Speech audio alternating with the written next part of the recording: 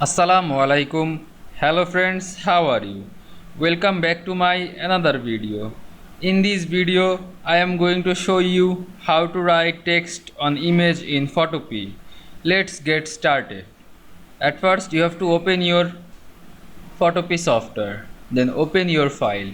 Now you can see here are my file with image. Now I write text on this image.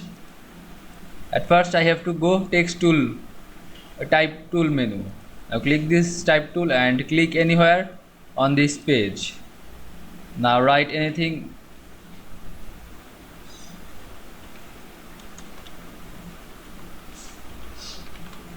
Now you can see I write this text. Now make it bigger to this text. Now you can see I write this text.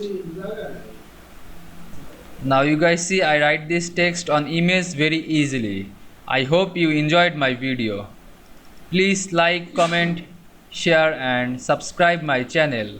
Thanks for watching.